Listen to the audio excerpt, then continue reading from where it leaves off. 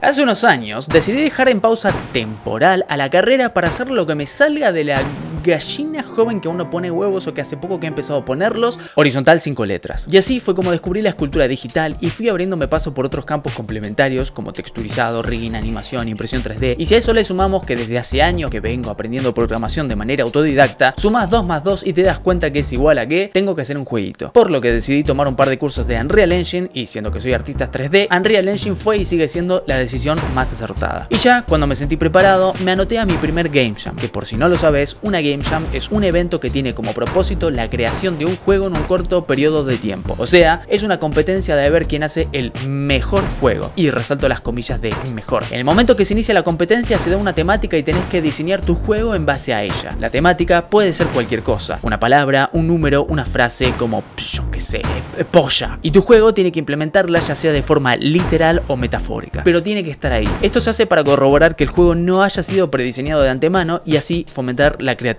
Y por cierto, si estás pensando que hacer un juego es algo fácil, una polla que es fácil. No es nada fácil. Y mucho menos si pretendes hacerlo todo vos solo como suele ser mi caso. Hacer un juego requiere diversos conocimientos y habilidades, pero no voy a extender ese tema. Así que ahora sí, te cuento cómo fue mi experiencia con las Game Jams.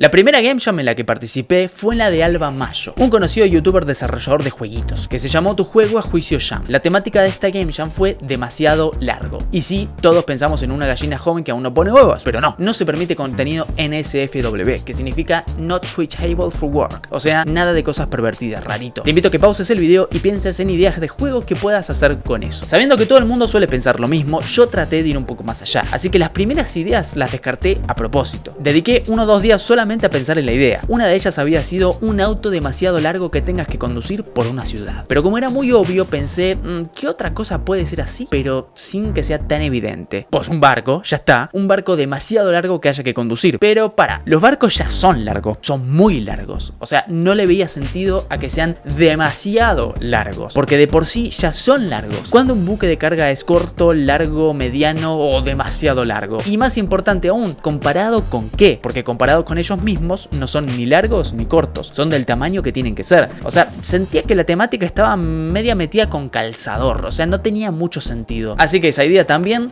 a la basura. Y luego pensé hacer un juego donde tengas que talar un árbol demasiado alto y tengas que cortarlo bien para evitar que caiga, por ejemplo, en una casa, teniendo en cuenta variables como el viento, distribución del peso del árbol, ángulo de corte, posición del personaje, etc. Pero lo descarté porque, nuevamente, cuando un árbol es demasiado largo, no tiene sentido hablar de árboles demasiado altos o demasiado largos cuando de por sí ya son demasiado altos. ¿Y por qué no, en lugar de hacer que un objeto sea demasiado largo, haces que el concepto de algo sea demasiado largo?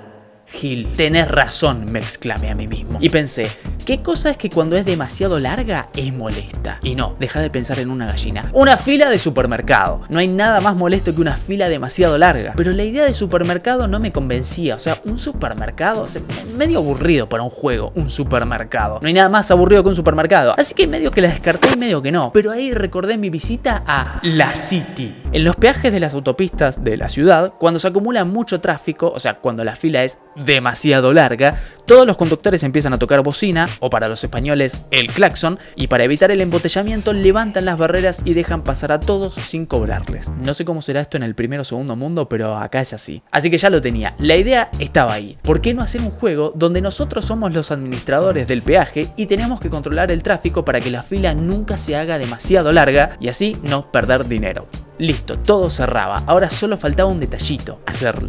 2 semanas sin dormir, sin comer, sin respirar, haciéndome auto-crunch desarrollando el juego de principio a fin, donde controlamos los conos de las calles, de ahí el nombre, conos, oleadas de tráfico aleatorio, barreras automatizadas, potenciadores, hermosos carteles animados de ayuda, una estética simple pero bonita, cronómetros, baches, vehículos que se rompen, efectos de sonido, había quedado hermoso.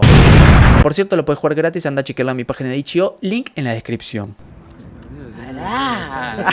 ¿Y qué pasó? Te estarás preguntando. Bueno, entre los mejores juegos tenemos a 2 perros demasiado largos, al juego de Ginchu de hacer compras en un supermercado y al juego de Hughes, que es un barco de tamaño normal. Imagínate la cara de payaso que se me quedó pintada. Posición 173 quedé. 173. Pero lo peor no es eso, sino que al parecer el juego fue tan malo que creo que ni siquiera salió en la compilación de videos de Alba Mayo. ¡Qué miseria, che!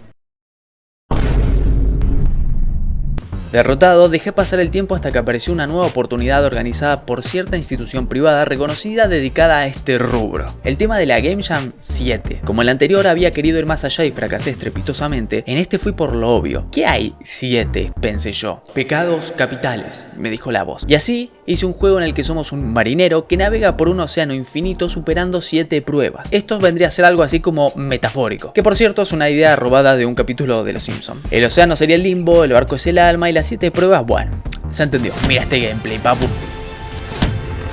Hermoso, te lo spoileé todo. De nuevo, podés jugarlo gratis, link en la descripción. ¿Y qué pasó con este? ¡Oh, sorpresa! ¡Salí segundo! Aunque bueno, segundo de tercero, no es tan meritorio, pero bueno, gané. Recibí un buen premio, así que me fui contento. ¿Será que habían juzgado mal anteriormente mi juego? Seguí mirando. Victorioso, luego vi otra Game Jam organizada por el gobierno de la ciudad, así que me tomé un cafecito y me anoté a la competencia. La temática era basura, literal, basura. No sé si se querían reír de nosotros diciendo tu juego es basura, pero bueno, en fin, residuos. Y como la vez anterior ser menos original que una piedra me había funcionado a la perfección, repetí la estrategia porque soy un mentalidad de tiburón. Si la temática es residuos, ¿qué voy a hacer? Pues claro, reciclar basura. Es más obvio que un pan. Así que hice el mejor puto simulador de reciclaje de basura del mundo. Bueno, quizás del mundo no, pero de la Game Jam sí. Tomamos lugar trabajando en una aliena de reciclaje, modelados 3D originales, dificultad aleatoria con luces indicadoras, varios tipos de basura que hay que clasificar, físicas, dinero, índice de contaminación, automatización, una hermosa ambientación, menú con cinemática, efectos de sonido. Había quedado hermoso. ¿Y qué pasó? 15 de 18. Esto me indignó bastante, no por haber perdido. Yo contento de perder contra 14 juegos mejores que el mío, ningún problema, pero no, o sea, no, en serio, no. No voy a mostrar los otros juegos porque sería una falta de respeto, pero en serio, ¿15? Definitivamente que 15, no. Y no hay por dónde agarrarlo porque en originalidad de la idea prácticamente todos habíamos hecho lo mismo. Como habrás visto hasta ahora, la originalidad no es algo muy común que digamos. No hay discusión, no está sujeto a opinión, es así y punto.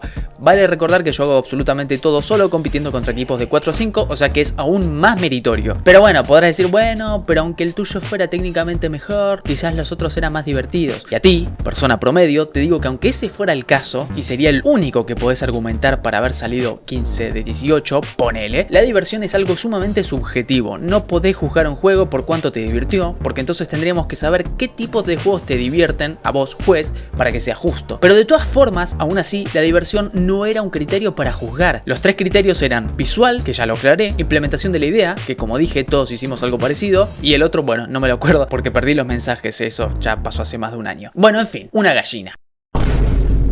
Esta es la más reciente, terminó la semana pasada y es la que me inspiró a hacer este video. Las temáticas fueron café y terror, que es el primer juego que se te viene a la cabeza cuando pensás en estas dos temáticas. De lo primero que piensas seguro sea una cafetería embrujada donde servís café a fantasmas o algo bastante similar. Tal es así que hasta lo escribí en el Discord de la Game Jam. ¿La originalidad es importante? Porque creo que todos pensamos en una cafetería embrujada, XD, a lo que por cierto no recibí respuesta del creador, o sea, profesionalismo. En ese momento la voz me dijo, no sé qué opinar ni me interesa. Manejate. Pensé en hacer la dichosa cafetería donde servís café a criaturas, pero me dije a mí mismo, Lucas, haz el juego que te haga feliz, porque lo importante no es ganar, sino pasarla bien. Mentalidad de perdedor. Así que en lugar de simplemente servir cafés,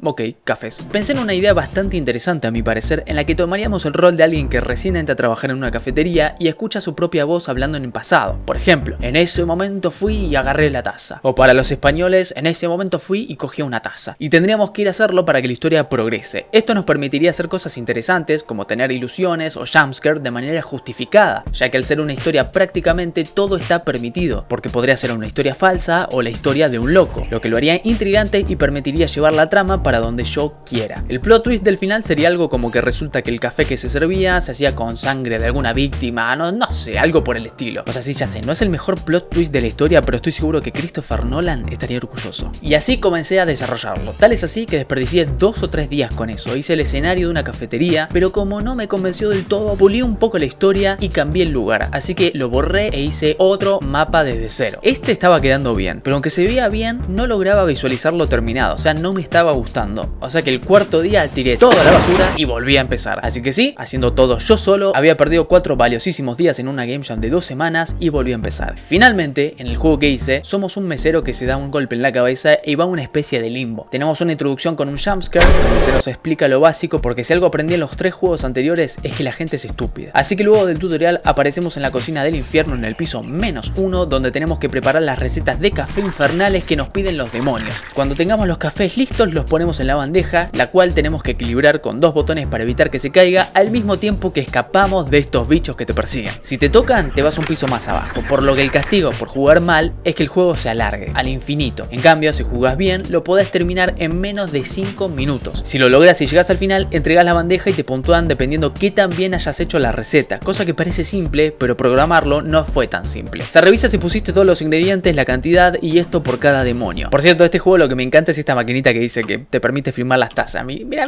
qué bonita. Apretás los botones, mira cómo te deja la firma. Oh, qué bonita. Perdí 21 de 53. ¿Y contra qué perdí? Contra variaciones de cafetería embrujada donde le servís café a fantasmas. Ay, Dios mío. Por cierto, la puntuación de estos juegos la daban tus adversarios. O sea, los otros desarrolladores de los otros juegos tenían que puntuar los juegos de los otros desarrolladores. El peor sistema de puntuación de la historia, en mi opinión. O sea, en ese momento somos contrincantes naturales. ¿Cómo pretendés que la gente sea neutral? De hecho, en los comentarios me dejaban escrita su admiración, sorprendidos por la excelente calidad que tenía el juego a pesar de haber sido hecho en tan solo unos días, y curiosamente luego esas mismas personas me calificaban de manera anónima con baja puntuación. O sea, bueno, en fin. Así que hoy puedo opinar con conocimiento de causa que las Game Jams son una competencia de la que no podés esperar meritocracia ni imparcialidad. Y es lógico, es muy difícil medir a juegos tan distintos entre sí con la misma vara. Es técnicamente imposible. Por lo que lo único que termina valiendo es qué tan bien conectó tu juego con la persona que lo está juzgando. En mi opinión, el criterio para puntuar los juegos debería estar aclarado desde el principio y como juez aferrarte al 100% a eso sin importar tus opiniones personales. Por ejemplo, a mí personalmente el 90% de los juegos en 2 dimensiones me dan asco, no me gustan, no me gusta el pixel art. Pero si algún día me llegara a tocar ser juez, me tocara juzgar algún juego en justamente pixel art o 2D, sería injusto descartarlo porque a mí no me gusta. No, habría que juzgarlo por lo que es y no por lo que me gusta o por lo que no me gusta. A pesar de eso, la pasé muy bien desarrollando mis juegos, no por mi equipo, porque no tengo, pero todo el proceso creativo es muy gratificante. A mí me sirve porque hacer un juego, como dije al principio, es muy difícil y solo sintiendo la presión de que se acaba el tiempo es cuando puedo ponerme a trabajar al 100%. Así que en ese sentido, valen la pena. Si te anotás en una Game Jam, hacelo por satisfacción personal. Hacé tu juego con la mejor gana y cuando llegue el momento de entregarlo, olvídate de todo. Envíalo si querés y alegrate de haberlo creado y punto final. Pero si lo que querés es ganar, desarrolla la primera idea que se te ocurra con sprites hechos en Paint y jamás, pero jamás escuches a la voz de tu cabeza.